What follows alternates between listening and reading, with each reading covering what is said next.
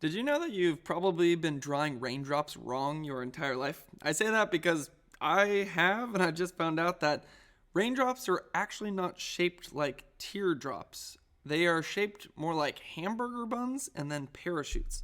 So let me explain.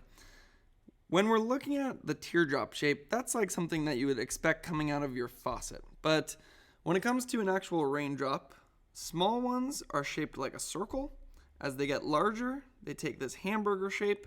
As they get larger than that, they almost have this little divot in them like that. And then when they get very big, they almost look like a parachute, which I'll explain throughout the course of this video. But first, it would be helpful just to refresh our memory on how raindrops form in the first place. So it usually happens when you get rising air. So air rises up, and as it rises up, it cools. And then as it cools, the water vapor turns into little liquid droplets in your cloud like this. Now what happens is those droplets are so light that they stay suspended in the cloud. But occasionally, two of these droplets will be very close to each other, and then they form into a bigger droplet. Then another one, big droplet, and big droplet. And eventually they combine with enough droplets around them. I think the word is coalesce, that they end up overcoming, or not overcoming, but they end up being affected by the force of gravity, and they fall as the drops that we see. But the big question is what shape do they have as they fall? So just looking in here. There we go. All right, so when they fall and they're very small, it's almost going to be a perfect sphere. That's going to be about 1 millimeter. Now, the reason it's a perfect sphere is because of surface tension. That's the most important factor that's happening as the raindrop's falling and it's very tiny. Now, as we get up to about 2 millimeters, we're now going to have two forces acting on our raindrop, and it's going to look a bit more like a burger bun. We're still going to have that surface tension, but we're also going to have some air resistance pushing up the bottom of that droplet and flattening it out.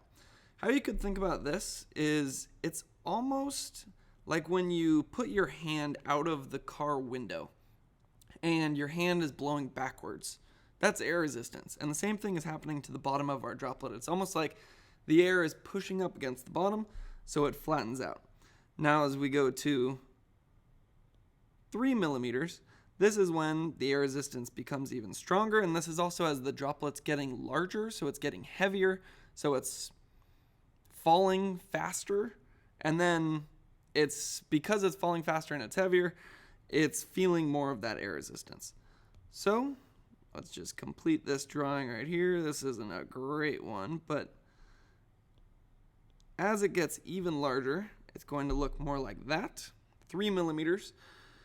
And then keep that in mind because something very interesting happens as it gets even larger than that. And I'm going to just make a full-on new little page here to look at this because this one gets a little bit more complex.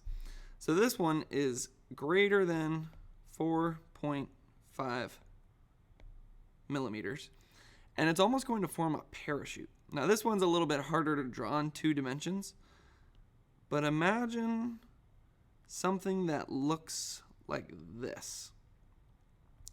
So what's going on here is imagine that same shape is in all 3 dimensions. So you almost have a column type ring.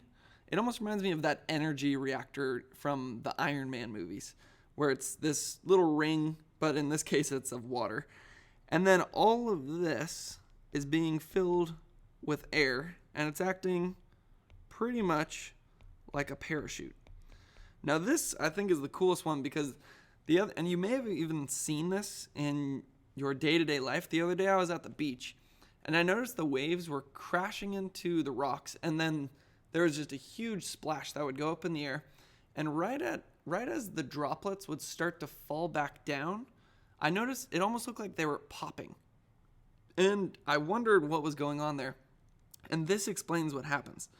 So a droplet falls, and then if it's very large, the middle of it is going to basically fill with air, almost like a balloon or a parachute. And then eventually that overcomes the surface tension, and it's going to, and you could say it's going to pop. And that was what it looked like when I was at the beach the other day. It looked like the droplets were going up, they were starting to fall, and then all of a sudden they would pop, and it was like they would shatter in the air. So then when that happens, it turns into multiple little droplets, and then those would fall like the other shapes we were talking about, where it's like a sphere, a hamburger bun, or if those were to combine back again, it would form this parachute shape. So hopefully that clears things up when it comes to the shape of raindrops, and instead of drawing a classic teardrop, you will now draw something more like a burger bun to all the way to a parachute. So hope this video was helpful, and thanks for watching.